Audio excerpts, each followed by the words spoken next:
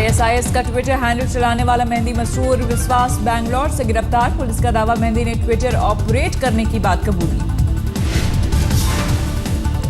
कर्नाटक के DGP LR पचाव के मुताबिक मेहंदी ने ISIS से जुड़ने वालों की बात कबूली। ट्विटर अकाउंट के जरिए करता था मदद। Mehdi Masroor Vishwas has confessed to the fact that he was operating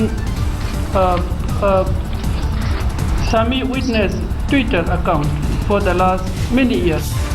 Bangalore police का दावा, दिन में ऑफिस के बाद देर रात तक ट्विटर अकाउंट ऑपरेट करता था। मेहंदी के 17,000 फॉलोअर्स। बैंगलोर पुलिस के मुताबिक आरोपी मेहंदी मिस्र, लीबिया, टर्की, लेबनान और सीरिया से मिले अरबिक ट्वीट्स को ट्रांसलेट करता था।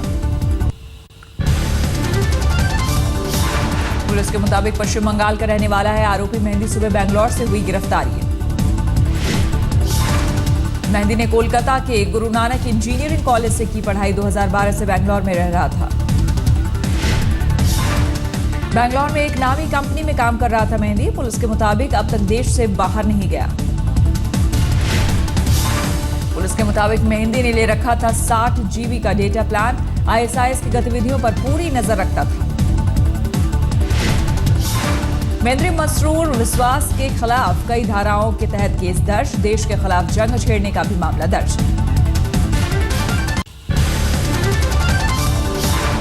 आरोपी मेहंदी मसरूर विश्वास के पिता मैकेल विश्वास का बयान, कहा मेरे बेटे को फंसाया जा रहा है। मैकेल विश्वास ने अपने बेटे को बताया बेकसूर, कहा उसके खिलाफ कोई साजिश रची गई है। সাহায্য তো চাচ্ছি, যাই মিডিয়া আছে তাদের কাছে বলছি। এখন মিডিয়ার তো ভরসা, মিডিয়ারই ভরসা। মিডিয়া বলছে আপনি চুপচাপ থাকুন, ঠিক হয়ে যাবে। মিডিয়ারই ভরসা আমার আর কাছে কাজে চাপ। এখন সেখানে তার যদি পুলিশ সত্যিই ধরে থাকে তাকে মিডিয়ার কথা মতো, তাকে তার হেল্প করা তো কেউ নেই। ब्रिटिश न्यूज चैनल 4 ने किया था खुलासा। बैंगलोर में काम करने वाला मेहंदी ISIS ज्वाइन कराने के लिए चलाता है अभियान। चैनल के मुताबिक मेहंदी के अकाउंट से किए गए ट्वीट्स महीने में 20 लाख बार देखे जाते हैं। मेहंदी के हजारों फॉलोअर्स।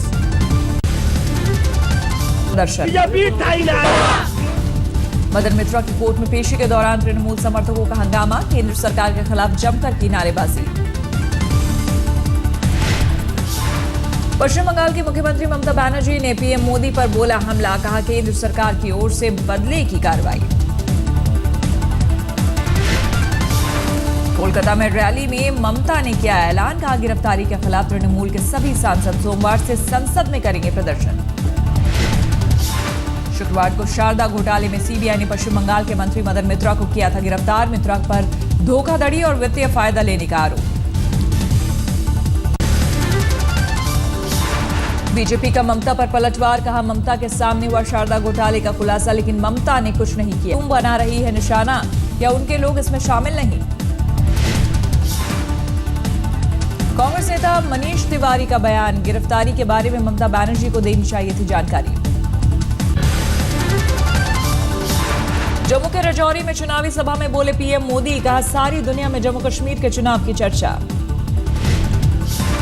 बहुत बड़ा आपने काम किया है भाइयों बहनों। जो काम 50 साल में दिल्ली बैठी हुई सरकार नहीं कर पाती थी, वो आपने बटन पर उंगली दबा करके कर दिया। मोदी ने कहा जम्मू कश्मीर के विकास में कई जगहों पर भेदभाव, मेरे लिए जम्मू कश्मीर भी गुजरात जितना प्यारा। बिजली चाहिए, पानी चाहिए, सड़क चाहिए, स्कूल चाहिए, अस्पताल चाहिए। इस काम तो मेरी प्राथमिकता है और इसके लिए मुझे आपका साथ सहकार चाहिए। मोदी ने कहा अब जम्मू कश्मीर में बदलाव शुरू हुआ, हमारा नारा सबका साथ सबका विकास।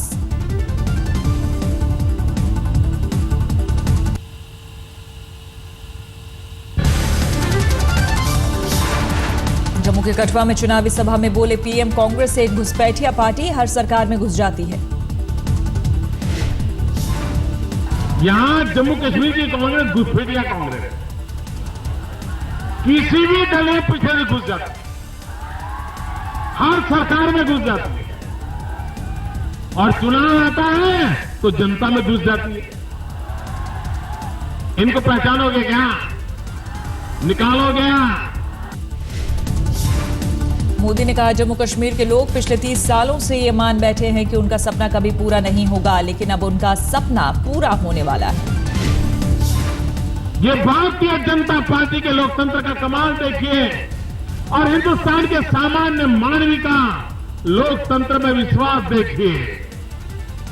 ये लोकतंत्र की ताकत देखिए कि एक चाय बेचने वाले को देश प्रधानमंत्री बना दिया। मोदी ने अपने भाषण में कहा वंशवाद की राजनीति कभी लोगों की आवाज नहीं बन सकती।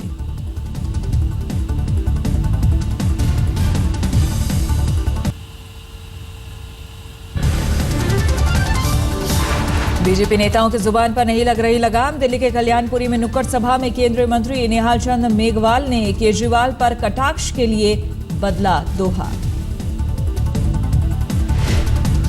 दिल्ली के लोगों के साथ में जिस तरीके से धोखा किया वो धोखा सहन करने लायक नहीं है। किसी कवि ने कहा था कि जो तो को कटा भाई तो ही वही भाला, वो भी तो जो तो को कटा भाई वही भाला, वो समझेगा पड़ा किसी से पाला। आम आदमी पार्टी ने निहाल चंद मेघवाल के बयान को लेकर साधा निशाना। बोले गाली देने वाले सांसद कैसे सुधारेंगे देश। तो कुल मिला के इनके पास कुछ है नहीं। अब बेचारे यही गाली गलौज मार पिटाई इसी की राजनीति ये लोग कर सकते हैं, पर इनको समझना चाहिए कि दिल्ली है, यहाँ मारपीट गाली गलौज जितना आप करोगे, जितना लोग समझ रहे हैं कि दिल्ली को थोड़ा साफ सुथरी राजनीति के नेता चाहिए, और दिल्ली ने स्वाद चख लिया है साफ सुथरी राजनीति का। चंदा के लिए लंच डिनर के बाद अब आम आदमी पार्टी का शगुन कैंपेन। ट्रेडर विंग दिल्ली के व्यापारियों से मोबाइल ऐप के जरिए वसूलेगी शगुन।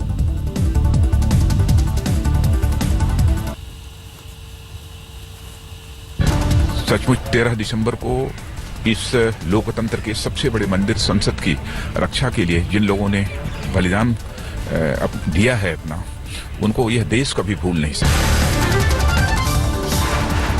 मुजफ्फरनगर के कॉलेज में मोबाइल लाने पर पाबंदी। कॉलेज के प्रिंसिपल ने छात्रों पर लगाई रोक। कई छात्रों के मोबाइल जब्त।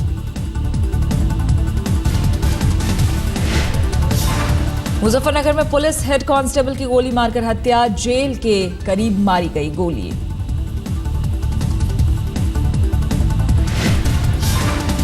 अलीगढ़ में अतिक्रमण पर कार्रवाई करने के एसडीएम पर खफा हुए विधायक हाजी जमीरुर रहमाउल्लाह के कहा किसके आदेश पर की कार्रवाई। यूपी के कानपुर में कोचिंग सेंटर में 3 छात्राओं से अश्लील हरकत का आरोप। सभी आरोपी गिरफ्तार।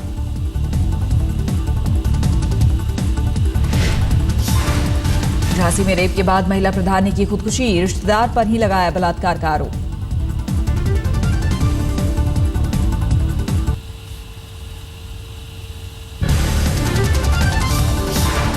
मेरठ की एक युवती को बंधक बनाकर गैंगरेप। युवती का आरोप बाद में धर्म परिवर्तन कराने की कोशिश।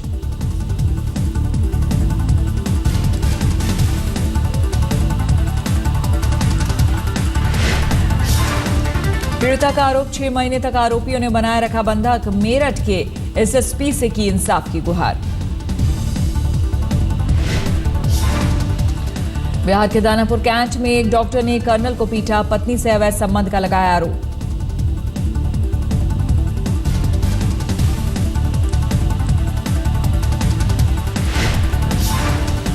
मुंबई में रोड रेज की घटना। कारोबारी ने एक मॉडल को सरे राह पीटा। मॉडल की कार से व्यापारी का कार को लगी थी खरोच।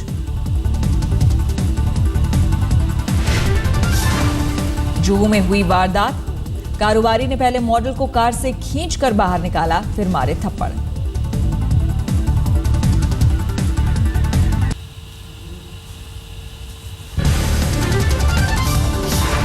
ग्रेटर नोएडा में कैंसर पीड़ितों के गांव का पानी दूषित। राज्य सरकार ने कहा पीने लायक नहीं है पानी। नेशनल ग्रीन ट्रिब्यूनल ने यूपी सरकार से मांगी थी रिपोर्ट। अखिलेश सरकार ने यूपी प्रदूषण कंट्रोल बोर्ड से मांगा जवाब।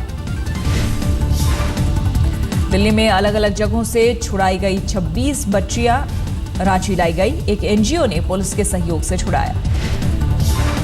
दिल्ली में महिला सुरक्षा के लिए जारी हेल्पलाइन नंबर 181 की हालत खस्ता, काम करने वाली महिलाओं को 3 महीने से नहीं मिला वेतन। दिल्ली में एक एटीएम का दरवाजा लॉक होने से 3 घंटे अंदर फंसा रहा एक शख्स, बाद में पुलिस ने शीशा तोड़कर बाहर निकाला।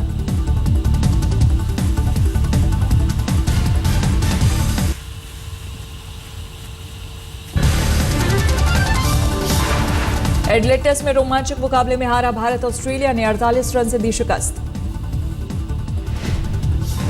कप्तान कोहली की दूसरी पारी में भी बेकार गई सेंचुरी, मैच में अंपायरिंग को लेकर भी उठे सवाल। आखिरी दिन टीम इंडिया के सामने जीत के लिए थी 364 की चुनौती, भारत की पूरी टीम 315 पर सिमटी। ऑस्ट्रेलिया की जीत में हीरो रहे फिरकी गेंदबाज नेथन लायन, दूसरी पारी में 7 विकेट चटकाकर बने man of the match.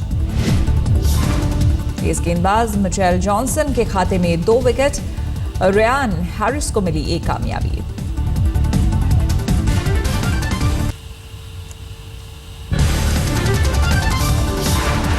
Virat Kohli ने दूसरी पारी में बनाया शानदार 141 रन, पहली पारी में भी ठोका था शतक। एडिलेड में एक समय जीत की ओर बढ़ रहा था भारत, मुरली विजय के 99 रन पर आउट होने के बाद लड़खड़ाई पारी। तीसरे विकेट के लिए मुरली विजय और विराट कोहली के बीच 185 रनों की साझेदारी, लेकिन आखिर 8 विकेट 73 रन पर गिरे। एडिलेड टेस्ट में अंपायरिंग को लेकर उठे सवाल, अजिंक्य रहाणे अंपायर के गलत फैसले का शिकार होकर लौटे पवेलियन।